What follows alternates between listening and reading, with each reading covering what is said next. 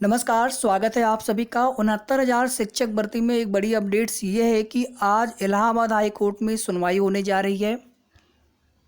आप सभी को पता होगा कि इलाहाबाद हाई कोर्ट से भी एक ऑर्डर पास किया गया था कुछ समय पहले, जिसमें 6800 लिस्ट के खिलाफ आप कह सकते हैं, लेकिन हम उसमें ये था कि आप 69,000 में एक भी अतिरिक्त सीटें आप नहीं भर सकते। तो अभी इसमें बहुत कुछ होना बाकी है।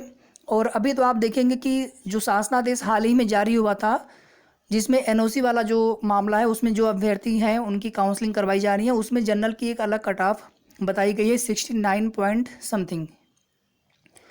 तो देखिए आगे क्या होता है, लेकिन अभी तक सरकार ने जो भी कोर्ट में हलफनामा लगाया है उसमें वही 67.11 जनरल की कट ऑफ, 66.73 ओबीसी की कट ऑफ, इसी प्रकार से एससी की कट ऑफ जो पहले वाली लिस्ट की कट ऑफ थी। बाकी तो थर्ड लिस्ट में कुछ और कट ऑफ हुई थी। फिर जो फोर्थ लिस्ट 6800 की आई थी उसमें जनरल तो है नहीं, ओबीसी एससी और विशेष आरक्षित वर्ग की अलग कट ऑफ गई है।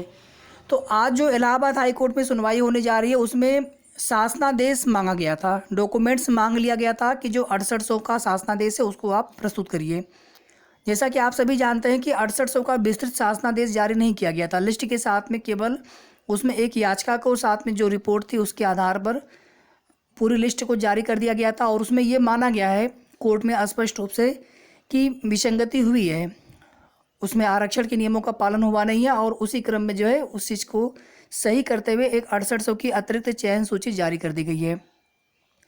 आने वाले समय में बहुत कुछ आपको देखने को मिलने वाला है। फिलहाल में आज कोर्ट की जो कुछ भी सुनवाई होगी वो आप सभी को बताएंगे थोड़ी देर में। लेकिन 12 जुलाई को जो लखनऊ हाई कोर्ट में सुनवाई होने जा रही है उसमें देखना ये होगा कि अब सरकार की तरफ से क्या पक्ष रखा जाता है। मामला बहुत लंबा खींच रहा है और सामान्य वर्ग के जो अभ्यर्थी हैं उनकी स्पष्ट मांग है कि आप 6800 में बिना सामान्य वर्ग को सीट दिए आप एक भी भर्ती नहीं, एक भी सीट आप नहीं जोड़ सकते 69,000 में।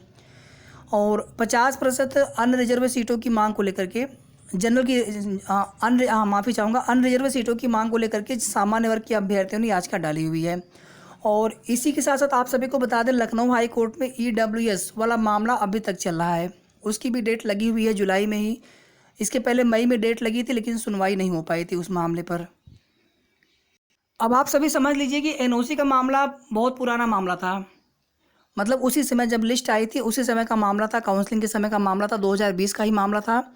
लेकिन देखिए उस पर फाइनली जो है कोर्ट ने अपना ऑर्डर सुनाया, तो देर सवेर से ही इन सभी मामलों का भी निस्तारण होगा, इसमें भी कोर्ट का फाइनल ऑर्डर आएगा। लेकिन तब तक जो है हम सभी को अपने जो भी आपके मुद्दे हैं, क्योंकि सभी के अपने मुद्दे हैं, अपने उनके आधार हैं, अपने उनके तर्क हैं, सभी अपनी नौकरी के लिए परेशान हैं। संपूर्ण समायोजन भी एक बहुत अच्छा रास्ता यहाँ पर बन सकता था, क्योंकि इतने सारे विवाद हो गए थे इस भर्ती के अंदर। लेकिन फिलहाल में सरकार की तरफ से ऐसा कोई भी आसार नहीं है कि जहाँ पर वो संपूर्ण समायोजन कर सकते हैं। बस प्राप्त जानकारी के अनुसार जो है लगातार जितने भी मामले हैं इसमें कोर्ट में सभी को निस्तारित करवाने की कोशिश की जा रही है। अब उसमें जो भी उनकी मंशा हो, जिस प्रकार से भी वो करवाना चाह रहे हो।